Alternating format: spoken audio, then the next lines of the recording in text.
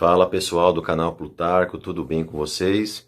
Eu vim aqui para esclarecer algumas dúvidas e tirar alguns temores do coração de muitas pessoas, tá? Eu sou o William e estou aqui junto com o Carlos para colaborar com o conhecimento e a evolução de cada um de vocês. Vamos lá. Nós vamos tratar de um assunto específico hoje, na verdade alguns assuntos específicos, tá? O primeiro é terremoto. Todo mundo já ouviu falar e conhece a falha de San Andreas, que ela se localiza no estado da Califórnia, nos Estados Unidos, na região oeste do estado, perto do Oceano Pacífico. Nesse estado, o que existe lá? Existe uma cicatriz que, quando a pessoa sobrevoa, ela observa que parece uma enorme cicatriz na Terra. Essa cicatriz é o quê? É o encontro de duas placas tectônicas, as duas maiores placas tectônicas do mundo. Fica a placa dos Estados Unidos com a placa do Pacífico. E elas se juntam ali, elas se unem. Então imaginem só as minhas mãos aqui, ó. Elas ficam em constante atrito. Imagine só, são as duas maiores placas tectônicas do mundo, elas ficam em constante atrito. Esse atrito, ele é como se fosse uma geração de energia. E essa energia, ela não é dispersa, tá? Ela é acumulativa. Ela fica sendo acumulada entre essas duas placas. E de tempos em tempos, essa energia precisa ser liberada. E quando ela é liberada, nós chamamos de terremoto e os especialistas de abalos sísmicos.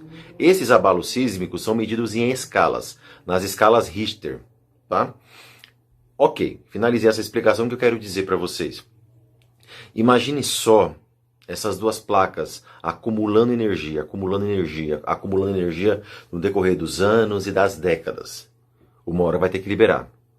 No ano de 1906, essa energia foi liberada, causou uma destruição avassaladora na cidade de São Francisco. Imagine só, em 1906, como era a tecnologia da época, os recursos daquela época. Uma cidade de 400 mil habitantes, que era considerada uma das cidades mais evoluídas da sua época.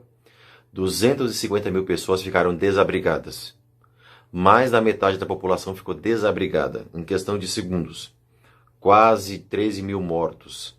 Imagine a cena apocalíptica para a cidade. Foi isso que aconteceu na época, porque aquela energia acumulada foi liberada.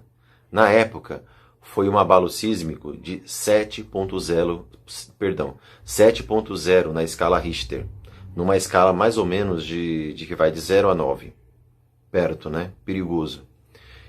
Então começaram a se fazer muitos estudos em cima dessa cicatriz, dessa falha geológica, e constataram o seguinte, que não é quando ela vai, ou melhor, não é se ela vai acontecer, mas quando ela vai acontecer. E imagine só o tamanho dela.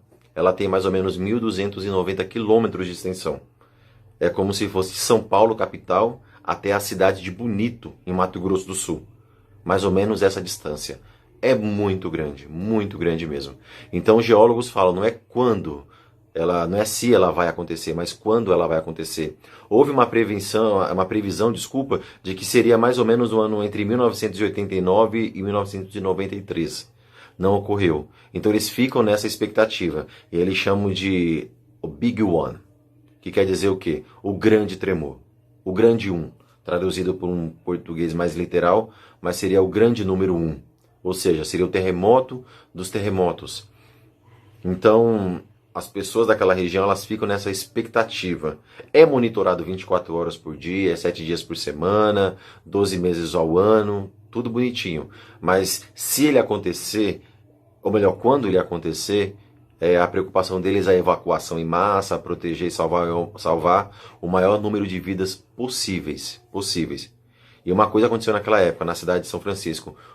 Quase todas as edificações foram destruídas. Mais de 95% das edificações foram destruídas. É algo colossal, é algo que será quando ocorrer, extremamente catastrófico. E os norte-americanos, principalmente os californianos, eles ficam nessa expectativa, tensão. Mas eu creio que existe um plano maior, um plano superior, que nos orienta, que cuida de nós e que com certeza eu estou numa expectativa na minha vida, não sei você, mas que o melhor está por vir. já que eu falei no melhor está por vir, algo que é bíblico, como o Brasil e muitos outros países são países cristãos que creem na Bíblia, eu vou falar das mensagens de Cristo. Especificamente no Evangelho de Mateus, no capítulo 5, no capítulo 25, Jesus ele fala das grandes tribulações. O que são as grandes tribulações? É um período que a Terra ela vai passar por filtros de purificação. E ele comparou a mulher a dar à luz a uma criança.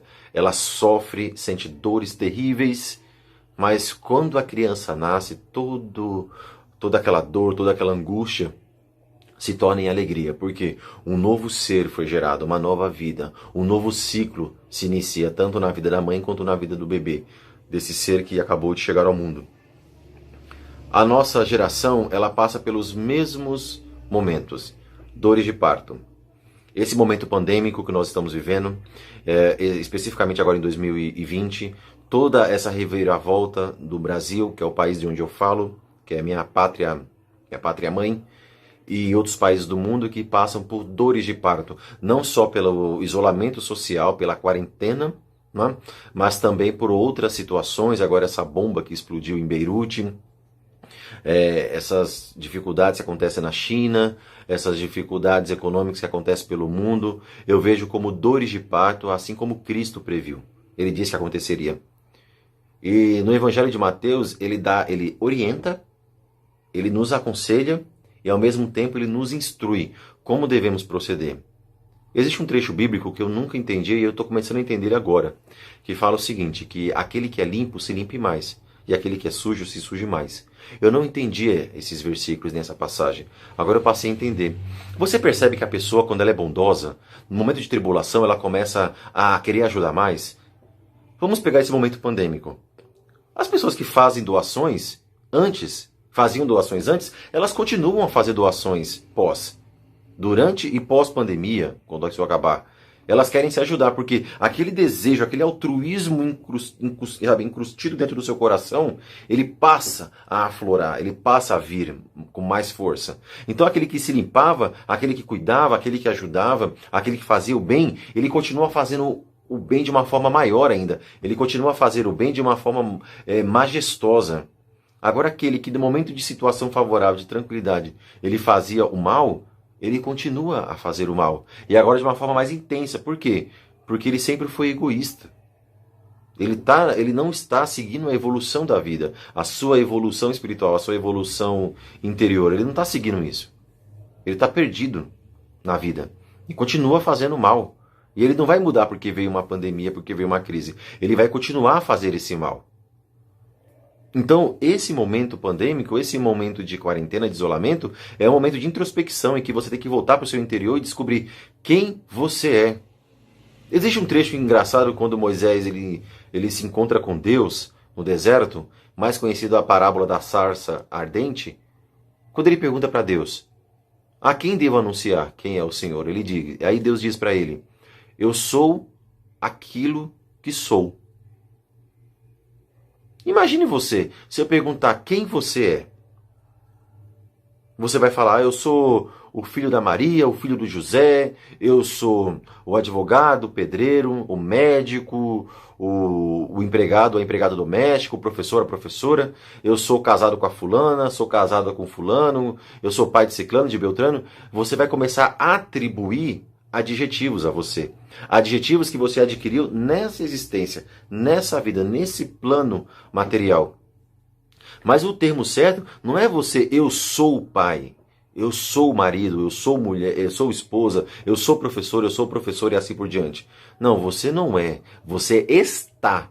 Porque a partir do momento que você perde o seu filho, você não é mais pai. A partir do momento que você perde a sua esposa, você não é mais marido. A partir ou vice-versa, tá? Ou perde o seu esposo, você não é mais mulher. Se você para de lecionar, você não é mais professor. Se você para de medicar, você não é mais médico. Se você para de construir, você não é mais engenheiro, pedreiro, enfim. O seu é uma condição. Para você ser pai, você tem que ter o filho. Para você ser esposo ou esposa, você tem que ter o cônjuge. Então, é um condicional. Esse condicional que eu venho falar agora, Isso não define quem você é. Define o estado em que você está. Quando a pessoa falar que a pessoa não sabe ler nem escrever, a pessoa fala, você é analfabeto. Não, você está analfabeto. A partir do momento que você aprende a ler e escrever, você deixa aquele estado de analfabetismo e passa a ser um estado de instrução. Então você não é analfabeto, você está analfabeto. Você percebeu a diferença? Então essa diferença eu quero falar com vocês agora. Quando eu falo quem você é, na verdade, o que eu compreendo é que nós somos apenas uma coisa. Eu sou filho de Deus. Eu sou filho de uma criação. Eu sou uma criação de algo infinitamente superior. E que quando eu deixar essa existência, isso vai definir exatamente quem eu sou. O meu estado de graça. Então essa palavra de que eu sou aquilo que sou, como Deus falou com Moisés na parábola da sarça ardente no Antigo Testamento bíblico, isso define quem você é. Eu acho que nesse momento pandêmico, nesse momento de tribulação, é o momento de você verificar quem você é de verdade. Não é o que você está sendo, mas quem é você. Se qualquer pessoa perguntar quem é você, o que você responderia? Então essa é a minha mensagem para vocês. Desejo a todos muita paz, amor, luz no coração e que Deus de verdade conforte o coração de cada um de vocês. Deus abençoe cada um, tá? Forte abraço. Tchau. Vitória da Luz.